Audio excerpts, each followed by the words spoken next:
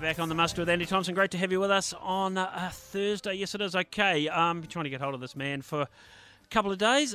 Damien O'Connor, Shadow MPI Minister. Last time we talked, he was here in the studio with me, actually, but today he's travelling somewhere. Where are you, Damien? Yeah, top end of my electorate. I've just come a bit down last night with Federated Farmers and with Young Farmers Forum in Wellington. So, yeah, it was really good. Had good discussion, a few good debates.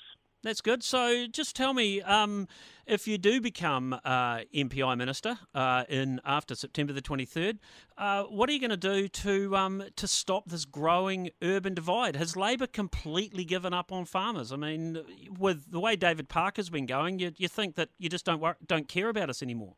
No, look, that's a ridiculous statement to make. I mean, David Parker's been pretty blunt because he's been pushed into a corner by farmers who demand to know all the final detail, when we have said we will sit down after the election and work through the detail of this royalty on water. Now, don't you mean tax on water?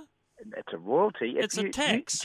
When you get gravel out of your river, do you pay a tax? Yeah, but that's not a renewable resource. Of course it is a renewable. No, it's not. It is.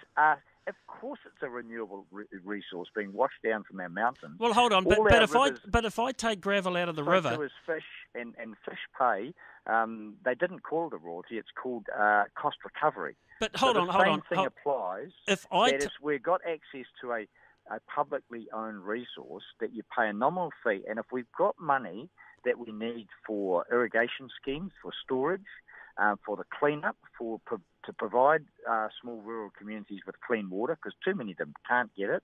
All that money should come from somewhere, and what we're saying is that a royalty of the use of that public resource should be the best place to gather that money. Okay, I agree with everything you've just said, except for one thing.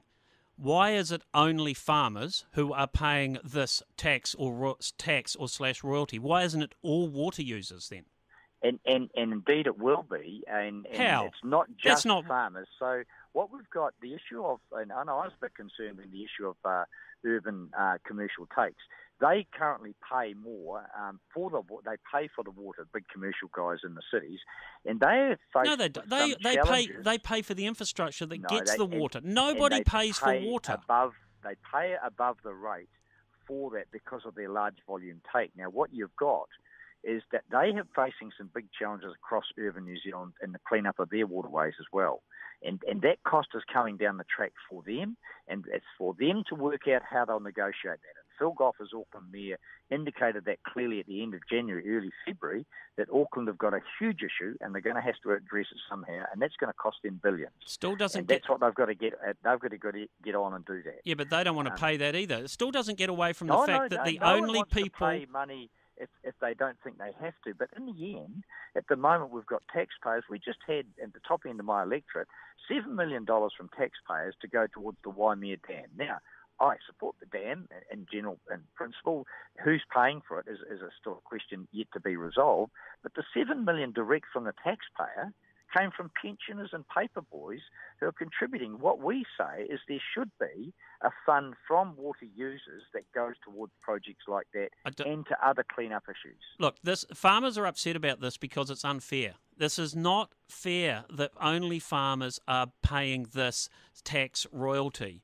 It's not only farmers who will be paying this so royalty. Horticulturalists and vineyards.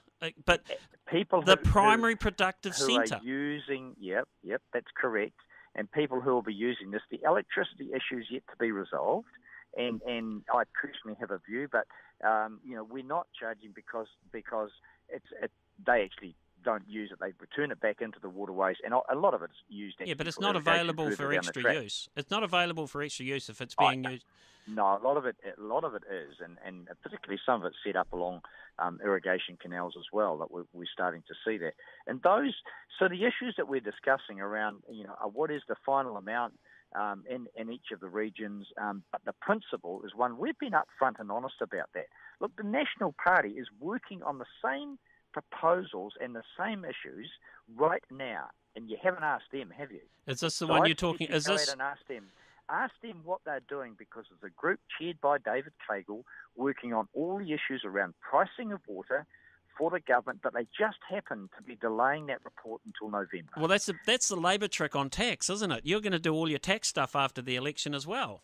No, we're up front with everything. We've said Yeah, there's going to be a walking party. ETS, we're going to have a capital gains tax. No, don't start frothing at the mouth here, Andy. You've got to work out what you should be asking is the National Party. What are they doing about their water?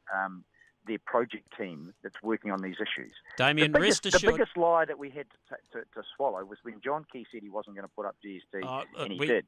What was the cost to the farming sector of that, Andy? I will be asking. All the costs. I'll be asking Nathan, Damien. I'll be asking Nathan Guy. I'll get it right. Those questions tomorrow when I have him on the show.